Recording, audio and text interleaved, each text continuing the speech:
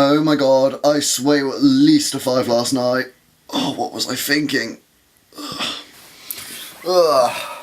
Right, time to finally start work on batch 3. No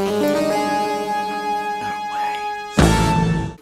Gee, Lord's wild breath is best zoned.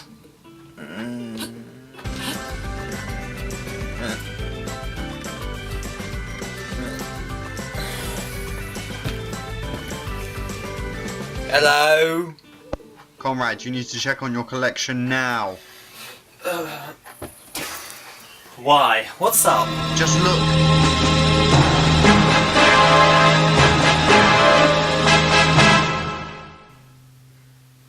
Comrade, are you still there? Hello? Comrade? I'm here. Jesus, how the hell did you do that? Ah, so your collection's the same too? You live miles away. Miles away. Miles. You know, like the long mile. Not like a meter, a mile. Miles away. Oh, this is bad. This is very bad. Like at least a 40-minute drive away. You live miles away. I'm sorry to say, but I think our collections might be lost. Lost? Yes.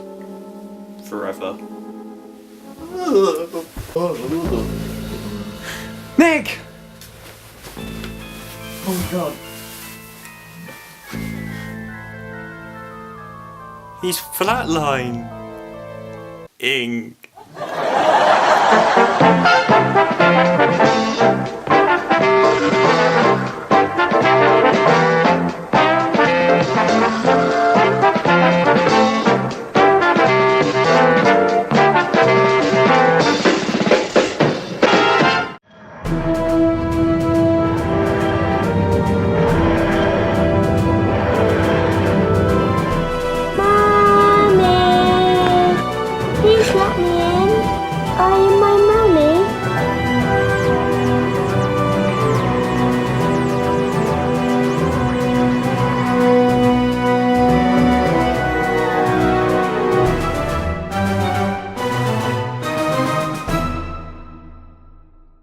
The TARDIS lands in Bristol, many miles from where it's supposed to land. But not only that, it has also shrunk. The Doctor, now stuck inside the tiny TARDIS, needs Clara to find the source which is draining the energy from the TARDIS. Can the Doctor make the TARDIS large again?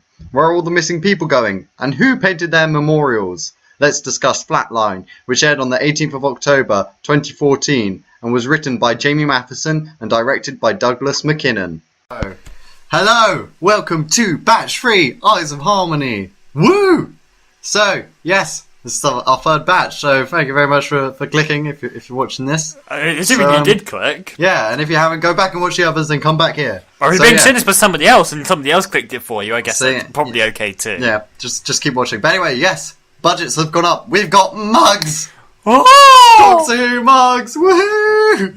Also, you would have seen a little change in the title sequence. Oh, maybe that's a little teaser of things to come. Oh. What did we do? Anyway, I don't know. So we are talking our first 12th Doctor review because we were looking back at the ones we've done. We're like, oh, we haven't done any 12th yet. Yeah, because it's weird to think. It's like, sometimes you use this as kind of an excuse to kind of look back and reevaluate things from a while ago. But of course, since the 12th Doctor's currently still going, we didn't really think about it, I don't think. No, we did. We were kind of like, let's leave it. But I think now, being 2017, 2014 was quite a while ago, really. That was our GCSE year, and we've left sixth form now. So I think that's enough. Yeah, time. that was during after our first sort of. Our first attempt, yeah. Well, that was after that. I mean, our first attempt was in 2013, but yeah. But anyway, yeah, that's a history of Eyes of Harmony. That's fair enough. But maybe we already kind of shared that in the intro video. Well, we might do enough on an anniversary or something. Well, but anyway, maybe. Anyway, people are here for Flatline. That's what we're going to do. Yeah, I thought we were talking about Time and Rodney again. No, Jesus Christ, no. Yeah, so my 2D collection. So yes. Flatline, brilliant story. Mm-hmm. Just want to start that off there. Yes, definitely my favourite of series 8, hands down. Nothing beats it. The ones which are close are Time Heist and Mummy on the Orient Express. Those are the two. But Flatline, hands down, wins Series 8. Yes. Straight up. Yes. Jamie Matheson owned Series 8 as the writer. Yes. And we had both of his 2 weeks in a row, so it was 2 weeks of brilliant Good Doctor episodes, Who. yeah. So it starts off with the Doctor landing in Bristol, a bit far away. But no! It starts with the brilliant opening sequence with the guy on the phone. So intriguing, that beginning. Yeah, no, it's kind of creepy. It's kind of, you're wondering, well, where's he going? Once he works out, and then as the camera turns and shows that stretched out picture from a different angle, that's what I love about this episode.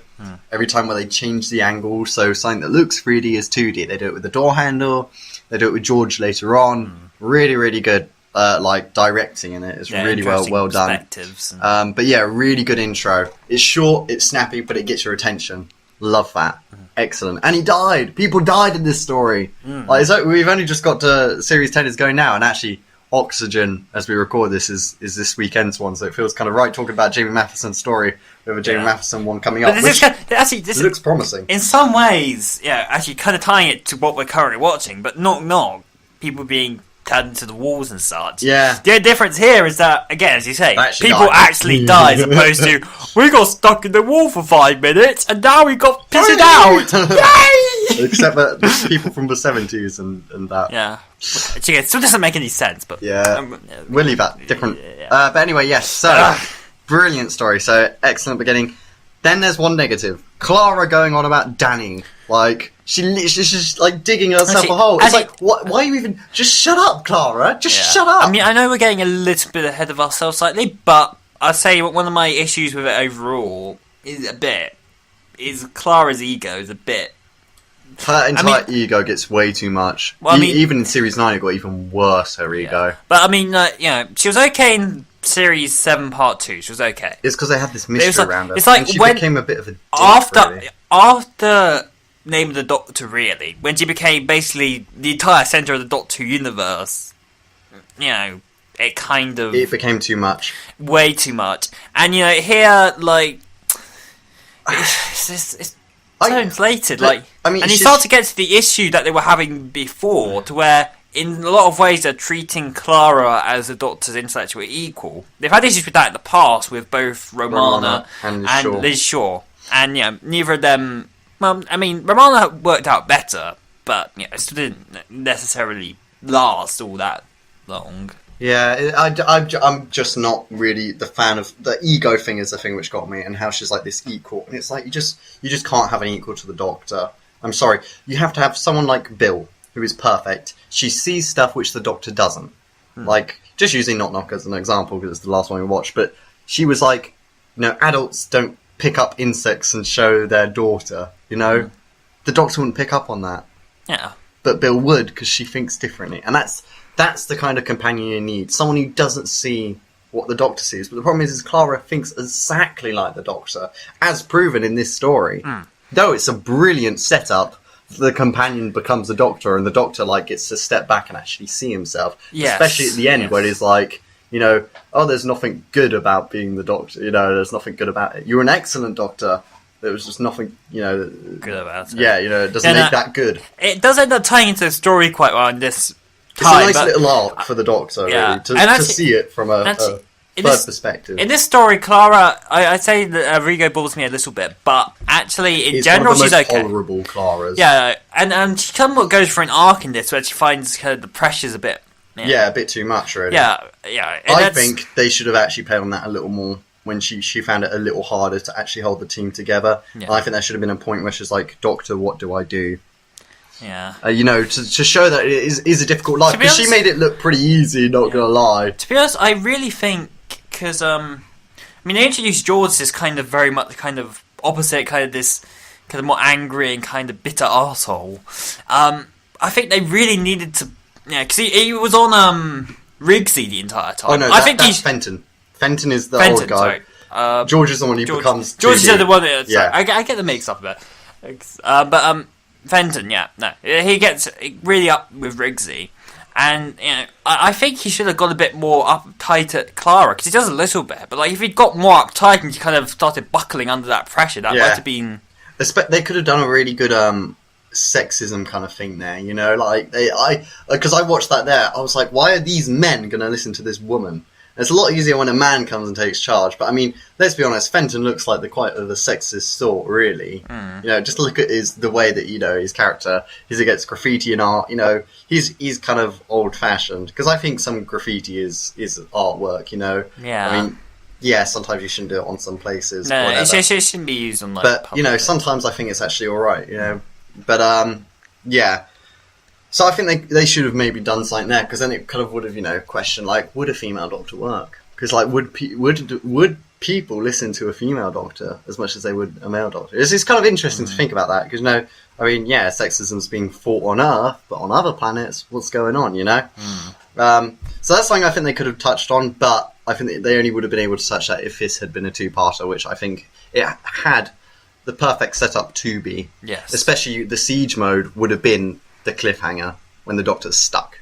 You know, can't do anything, can't escape, dying in the TARDIS, which is locked down. You know, that would have been a great cliffhanger. And like Clara getting cornered with the boneless, which is still a bit of a weird name. But anyway, so the TARDIS shrinks, excellent scene. It's a very different kind of threat, because, like, usually, of course, it's directly to the Doctor, but if it's to the TARDIS, I mean, it has vivid force fields, it blocks down its projectiles and avoids missiles and stuff. But in this, like, the TARDIS is being directly affected, and it's like a very unique way of doing it. Like, I love the way they split them up. Other than, I guess, Logopoplois. Yeah. The TARDIS has basically remained the same. The only two times that the TARDIS has shrunk is Logopoplois and in the Time Meddler when the Doctor did the in reverse. Yeah, the in reverse. With so the meddling monk. The inside went smaller and the outside stayed bigger.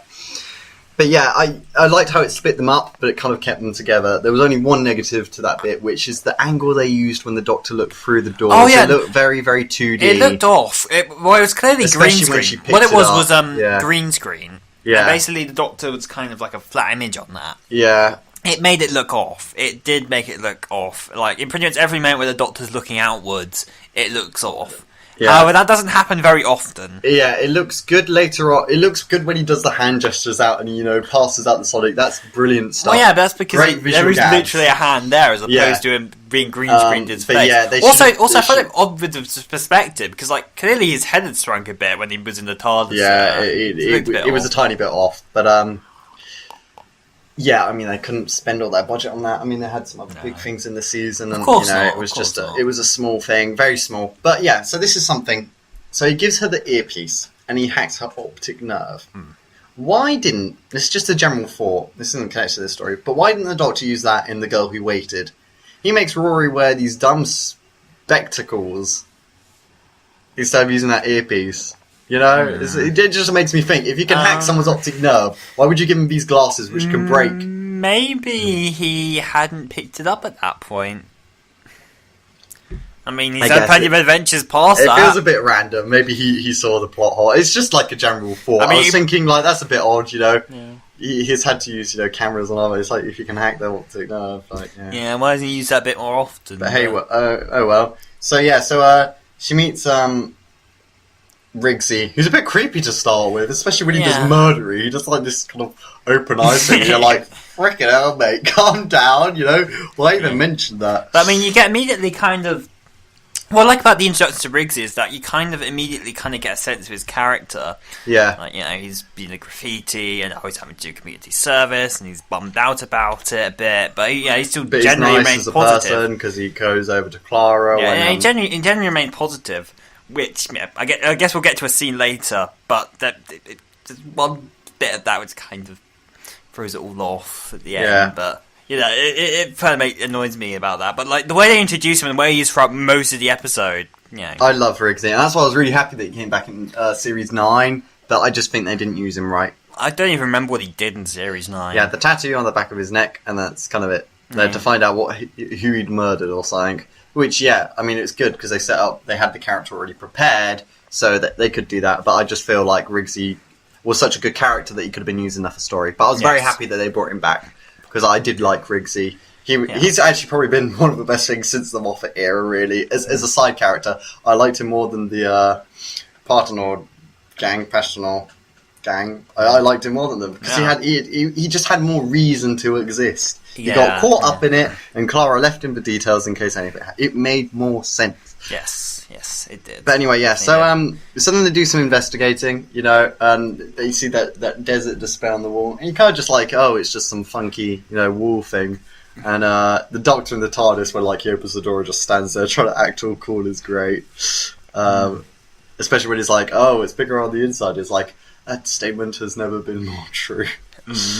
Yeah, it's true. I mean, Peter Capaldi's general commentary on everything that's happening is kind of interesting to see in general. You did mention interesting how seeing it being the Doctor through somebody else's eyes is kind of interesting, but his general just commenting on everything is it's entertaining. Actually, I found it quite entertaining. Would you say he's very different in personality to what he is in this season at the moment that we're watching?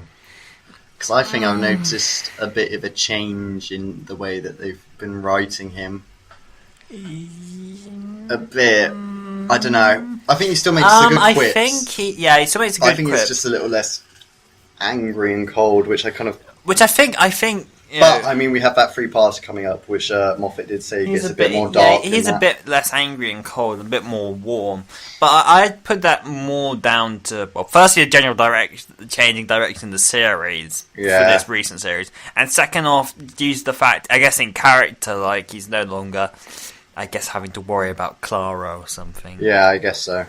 But yeah, so they look about, and then they go PC Forrester.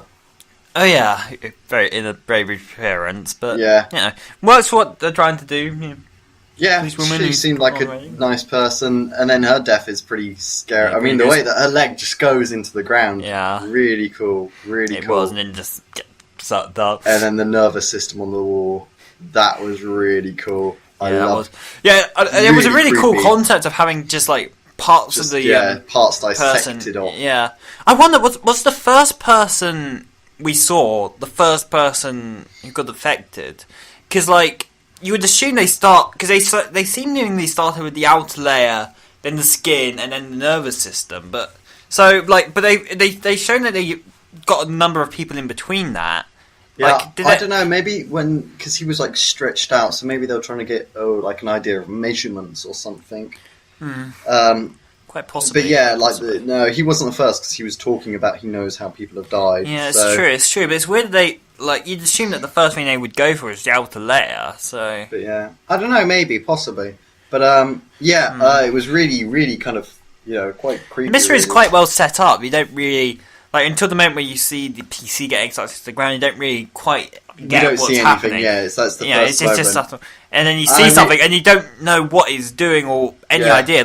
Why is there a nervous system on the wall? That's bizarre, Yeah, and then the Doctor notices it, and then it's really good. It keeps up the mystery throughout the entire episode, especially on the first. Even on this watch, actually, because I'd forgotten some of the specific details. Yeah, it still continues to keep a mystery quite nicely. Yeah, it does, and it's really nice, how it's in classic Who, where they didn't show the monster straight away. They'd have a person turn towards the camera and go, subtleties like that actually really do make the story go quite a long way. It does. It keeps that tense up, as opposed to just throwing the immediately like some episodes do. Yeah.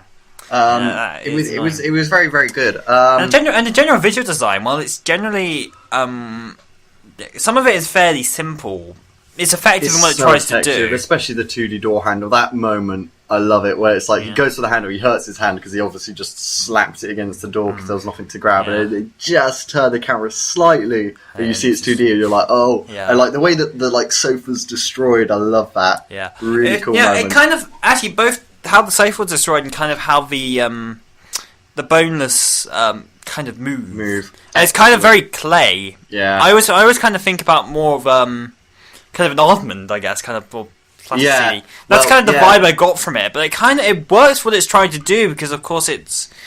I remember watching the way they got it. They got cameras and they just took packing, the camera went 3D around the entire body of the actors, and it got the image filled up, and they could just play with it. So it was really, really cool.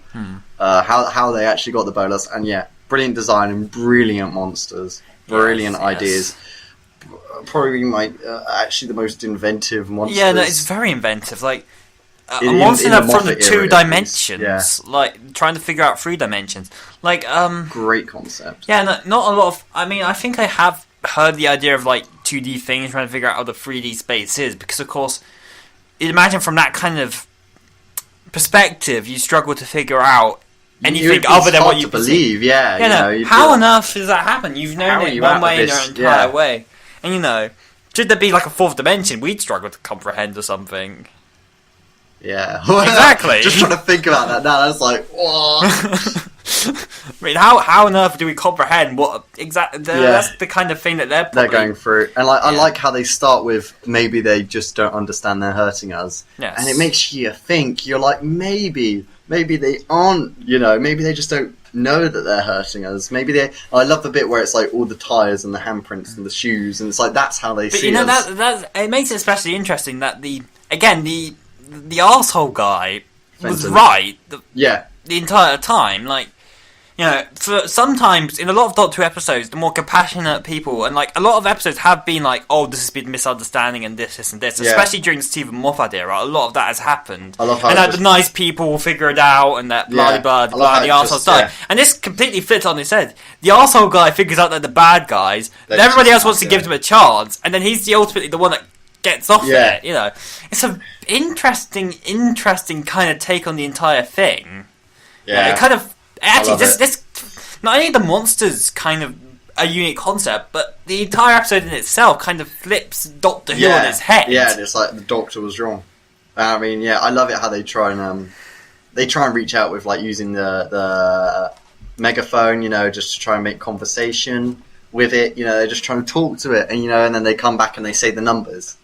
Because they can read numbers, because obviously they're 2D, so it makes it a lot easier. They can see these symbols. The reveal of George being flattened, though, was really good. Also, the memorials were the people. When they turned round, because so far we hadn't seen them take an entire body and just be like proper, shape. You don't think about it earlier on. You're like, oh, they're not bad guys. It's only when they return to the scene you're like, oh, I see what's going on. And that's those moments that I love. Even it hasn't happened yet, but like you've already worked it out, and that makes it really enjoyable. Like the Boneless are probably. Definitely the standout villains of the Capaldi era. I mean, the Mummy on the Orient Express was also a great design. I love that. But Boneless, to me, just so far have been the standout villains. Yeah, in a lot of ways. Of originality. Yes, in pure originality, yes. And different to pretty much anything else in the entire Doctor Who series, I'd say. And they use it great. I mean, they're quite lucky to escape, because that person who lived in that house had the funky chair on the chain, so they could swing out. It's quite lucky that their choice of furniture was something on a chain. I think they should have done a bit where it was coming down the chain. That would have been a really cool moment. Oh yeah. That would have been really like, get out! But then window. They ruined the tension with freaking Danny. Oh yeah. Like the tension just goes in that scene. They should have concentrated on this thing coming down the chain. That would have been way cooler. And they break out, yay, and then they run. I love it when they're just like kind of on the ground in this ball, like whoa. But yeah, it's kind of spinning a bit. And the Doctor's like, "Well done for lying to me." And it's like she made it as obvious as anything at the start of the episode. You're an idiot, Doctor, basically. Which I mean, he states at the end of the season. So there we go. He's an idiot.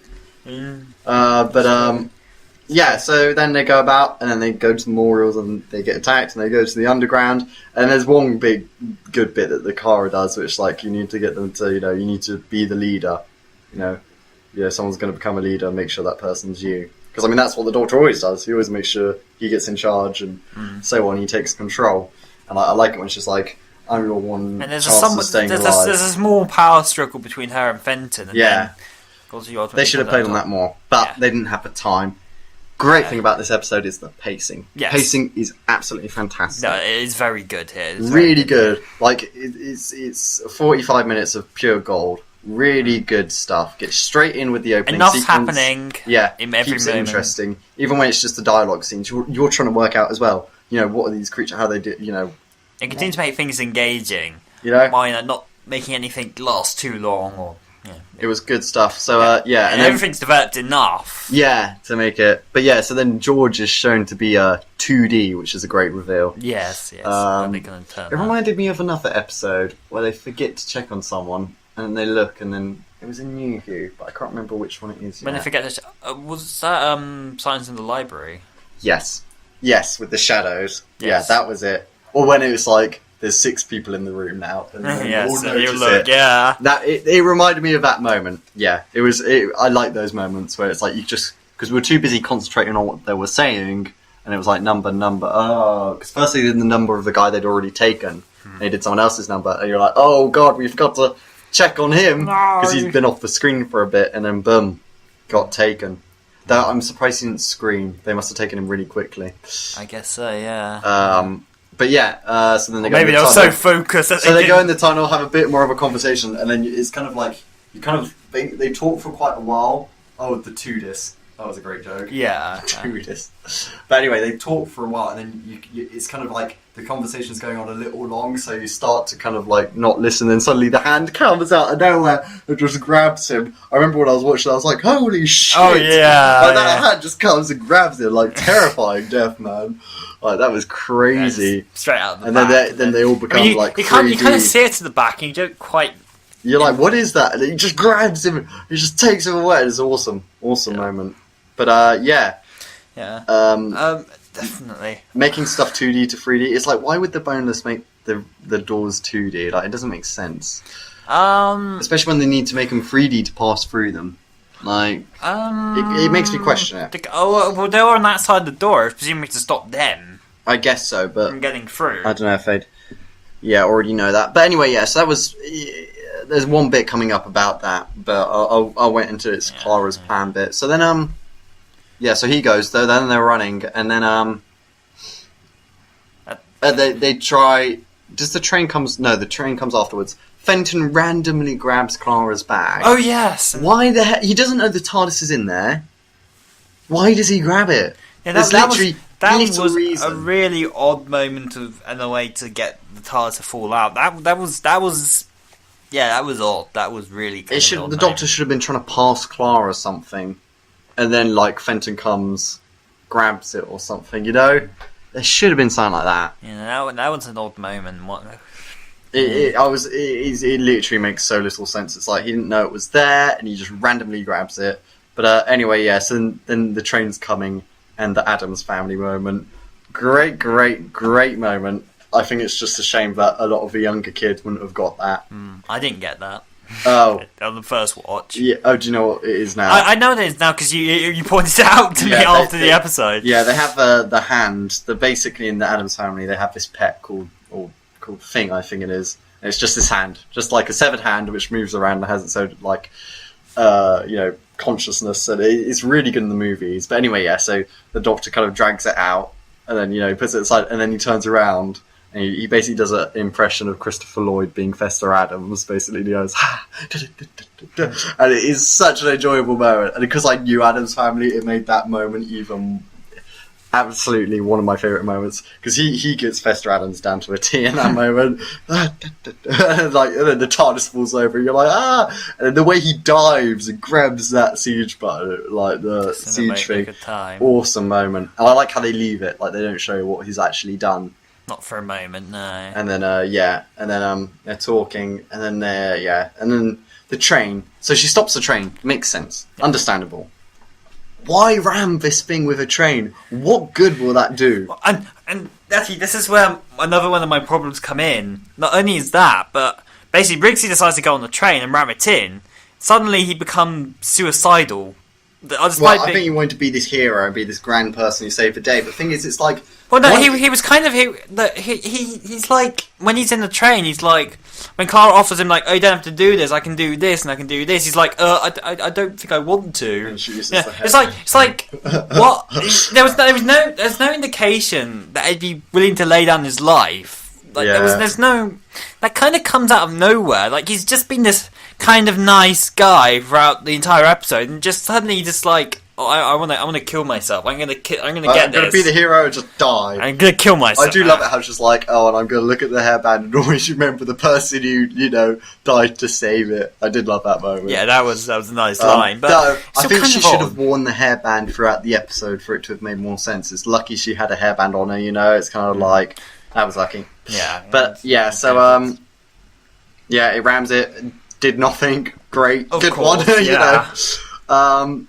But then she comes up, she finds the Siege TARDIS, which is an adorable design. It's a lot like the Pandorica, really. It's very cute. It's a really nice design, actually. It'd be nice to have. I wish they made a cheaper one. They made one, but it was quite expensive. Well, no, it was okay. It was like, I think it was around 40 to 50. Yeah. I actually very nearly did decide to go out and buy it, but I decided not to at the time. I think this was when I didn't have my trying own. To spend as much, yeah. Well, no, this is when I was still having pocket money, I think. Right. So, yeah. No, good. It is a great design. But anyway, yeah. So then Clara comes up with the design of seeing a 2D door and trying to make it 3D. I thought it was an interesting idea. Interesting idea, but just a bit too smart for her. The Doctor, yes. I think there should have been a small moment where they saw the Boneless trying to make something like a 2D painting, like Riggsy's 2D painting, become 3D. I think there should have been a moment where even it showed the Boneless getting confused between something which was just 2D and always will be 2D. But they're on a train track. Presumably there's adverts. Maybe they... Yeah, but I mean, Clara didn't see it. If Clara had seen them getting confused over a 2D painting... That's what I was saying. If it did, or like an advert or something, they would try to pull out an advert. Yeah, just trying to make something... And she's like... And then just have a line like, they're stupid. Just something like that. But, and then come up with the door design. Because it's a really good plan. I really liked how they got around it, pumping it through the wall. But it was just a bit I mean, in fairness, it did take a while to think of. My thing is, I get confused though. It's like Fenton's like, you've killed us all. It's like, you're safe above the door. They're not even going to get to you. They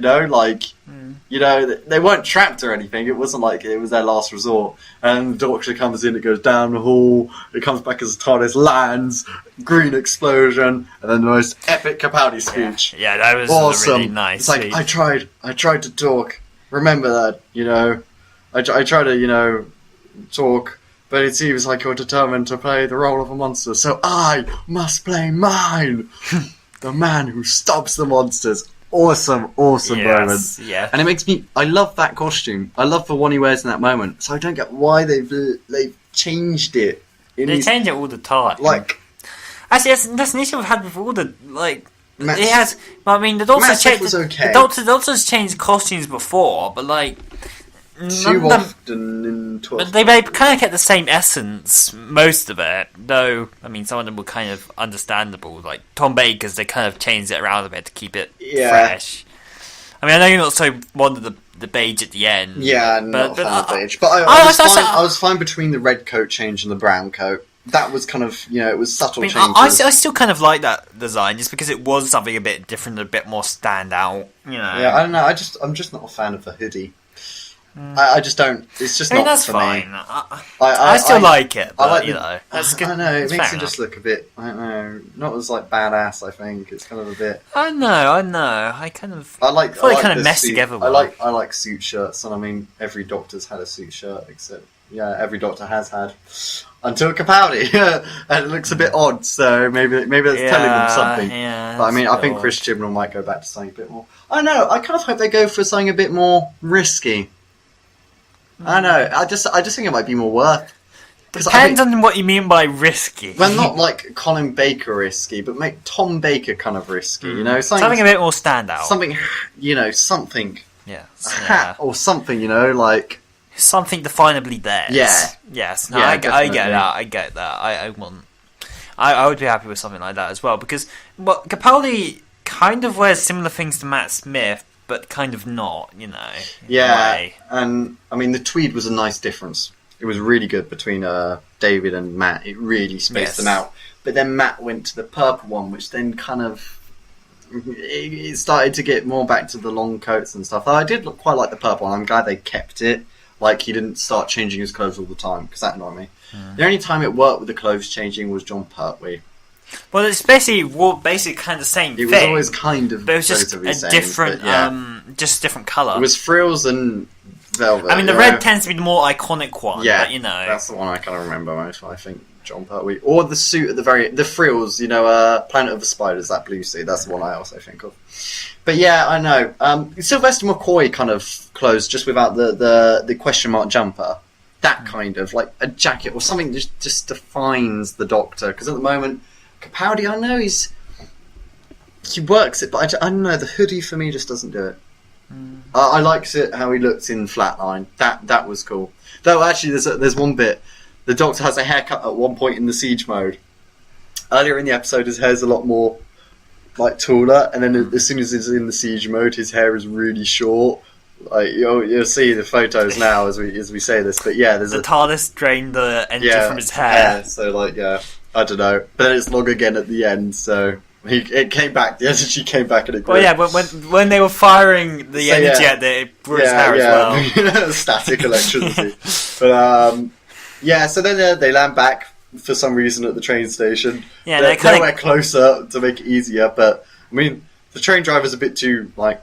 Thankful to Clara. It's a bit like he only appeared. You don't even know what happened, dude. No, he appeared so briefly that it was like, yeah. It's a little I like how Fenton survived, the dickhead who didn't deserve to live. Exactly, and like, and they have a nice line. I mean, the Doctor always goes about saving people in general. Right? Yeah, that's always the good ambition. And the bad. The but you know, do deserve it and don't.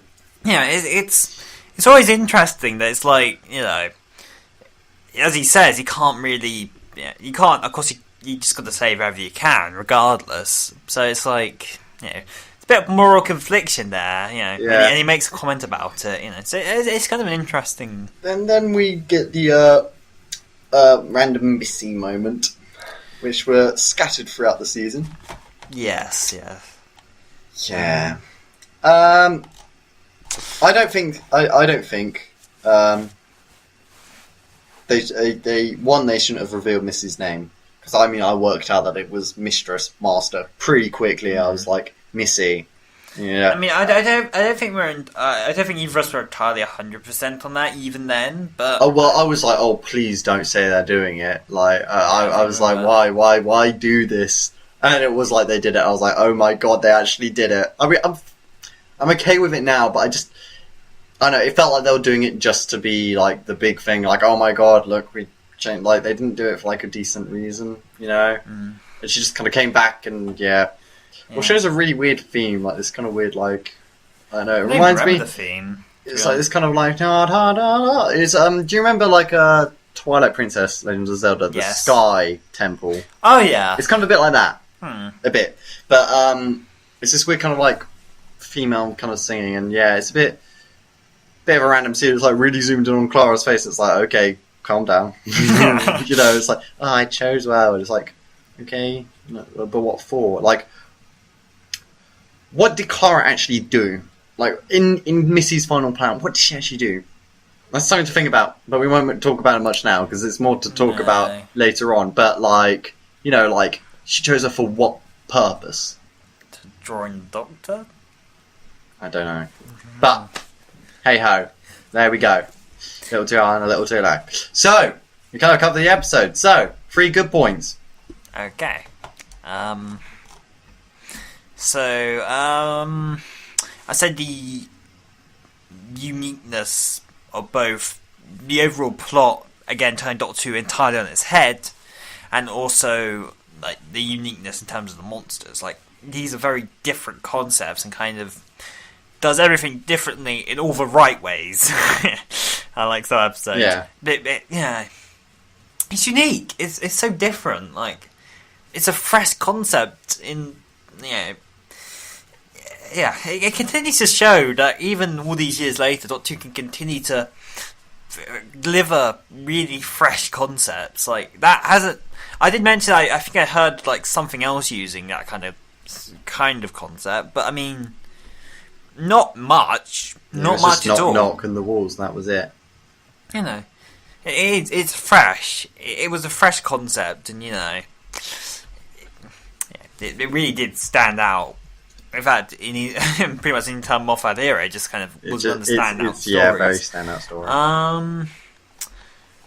I would say the general visual design. Again, Boneless looked really cool. The way they absorb things was really cool, and how they did the stuff with the walls, like having the nervous system stuff. It all looked really cool. Like, I know they didn't do a whole lot exactly. Like, it wasn't like a CG heavy episode or anything, or like a too heavy visual design episode. But what they did use, they used mostly effectively. Other than, I guess, the face and the TARDIS, but that was like, what, a few seconds of that. Yeah. So yeah, it hardly matters that. And last, I would say, what else would I say? And the general pacing, I guess. Very well paced. Definitely. The entire way through, things are happening, you're engaged. No scene goes on for way too long, but again, no scene goes on for way too short. And when things do start to go on a bit too long, something happens which kind of brings you back into it and makes it exciting. It consistently does something. It's always kind of interesting. Yeah. Okay. My ones. Just the general idea of 2D trying to discover a 3D world and bringing in the fact that they might not know that they're hurting us, they might not be bad guys, but then, as you said, flipping on its head. Brilliant, just brilliant, so unique, hadn't been done before, hope isn't done again. I wouldn't mind seeing the Boneless again as a creature, but they'd have to have a right story for sure. Yes. But I think Jamie Matheson should pen it, because I think he probably had a load of ideas which he didn't use in this story, which he, could be saving, but, hey ho.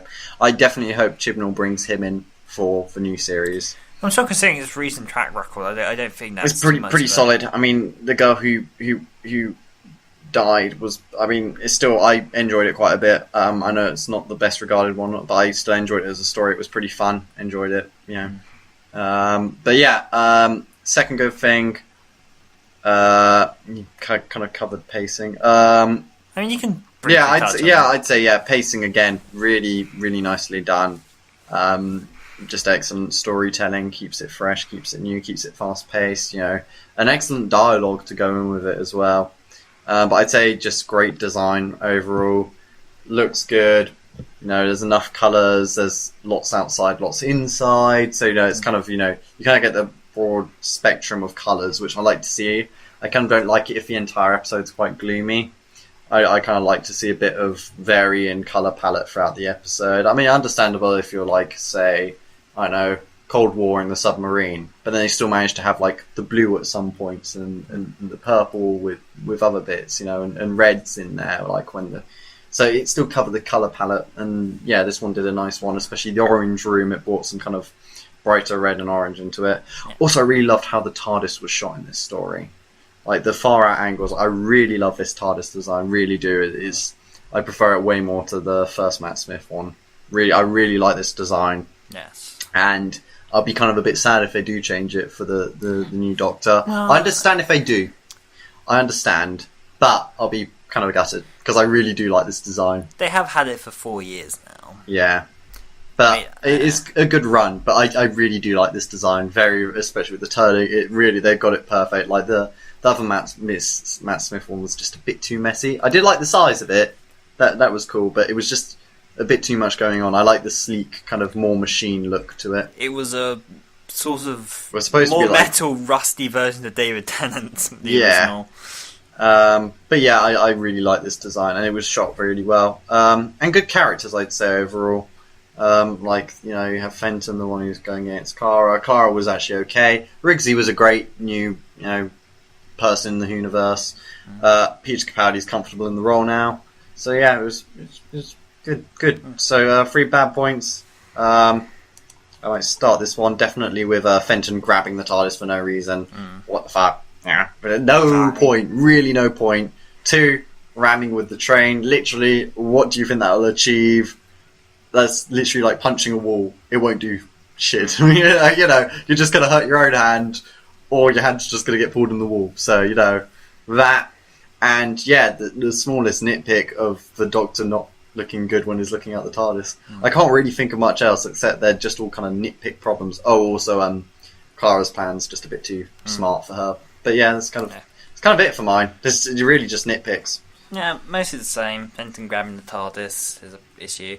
Another one that did bother me, which I did mention, was Riggsy trying to ram the train himself and kill himself. Random, like, you know, surely there probably wasn't. I mean, I think if they'd been cornered a bit more.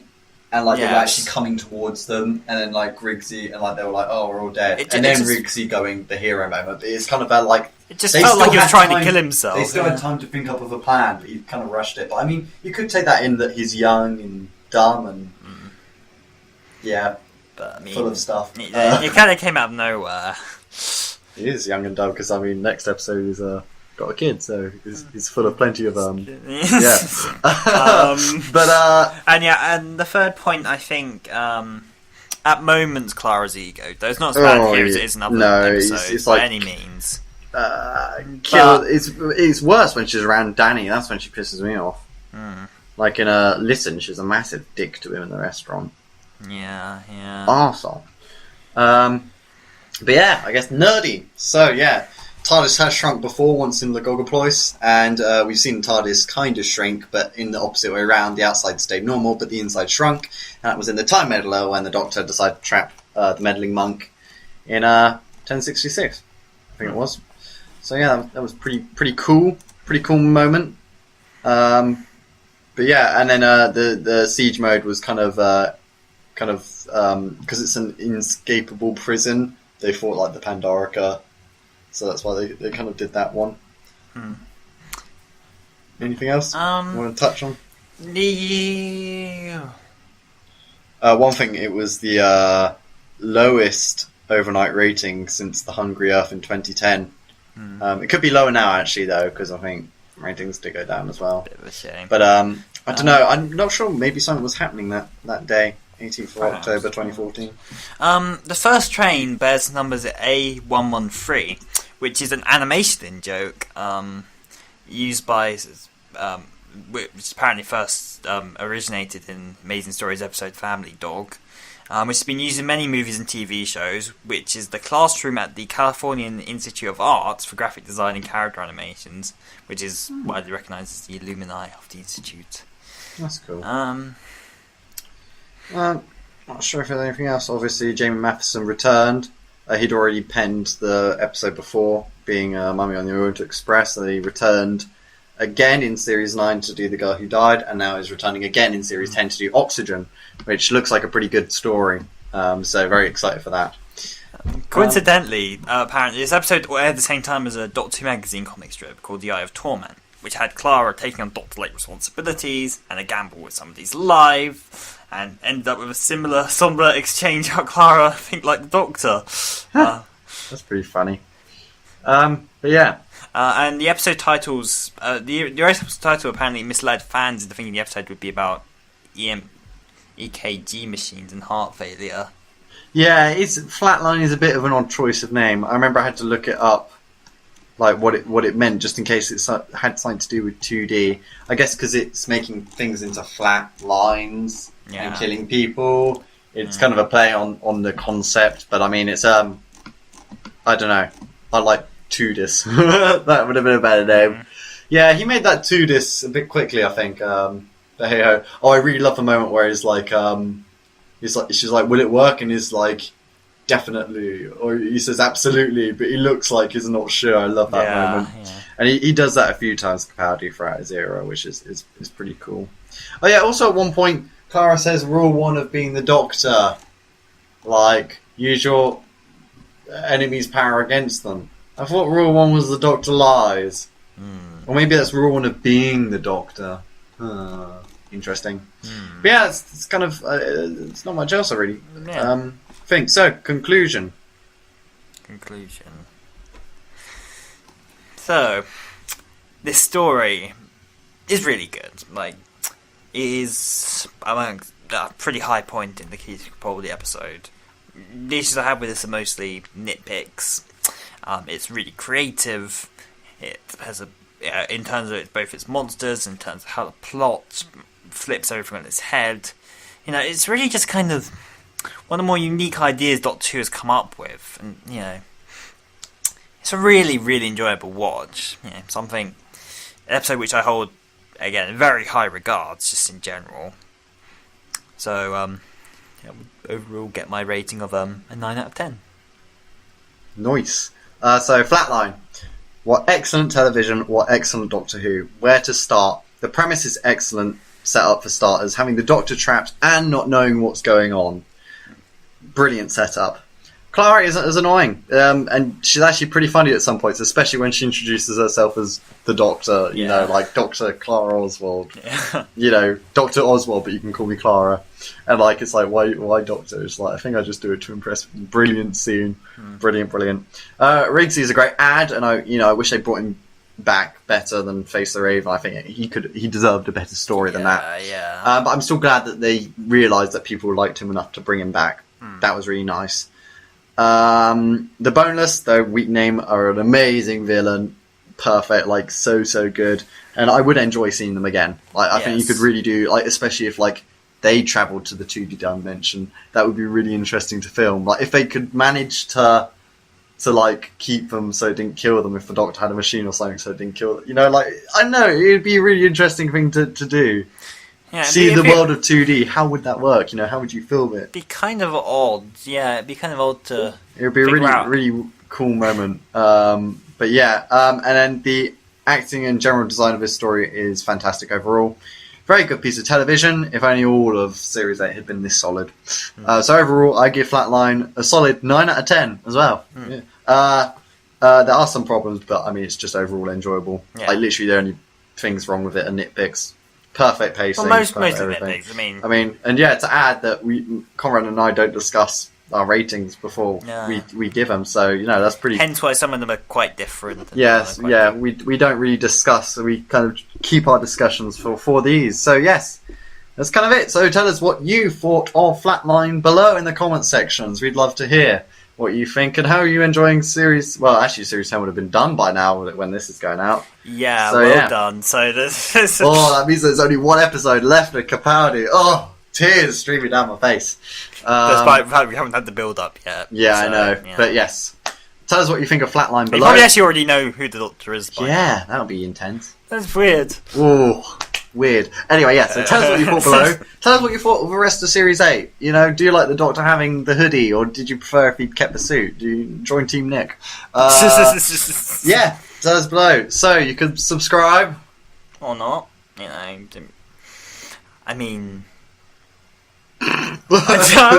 Someone's rusty. Yeah, but, hang on. Understanding something about 2D creatures. Yeah, I'm thinking. I'm thinking, Nick. This is our signature thing. Subscribe or not. Don't just be past the wall. Subscribe or not. Don't just be some 2D thing. Just try to understand. Get out of the wall. Don't just try and understand what the subscribe button is. You need to learn it. And not just do it by accident. You need to know what you're clicking on that 2D screen. Yeah. That's a bit better than get out the wall. No. We're a bit much simpler and sweet. You know. Anyway, so thank you very much for listening to our first one of this batch. And we'll see you next week. We hope. Hopefully. Or not.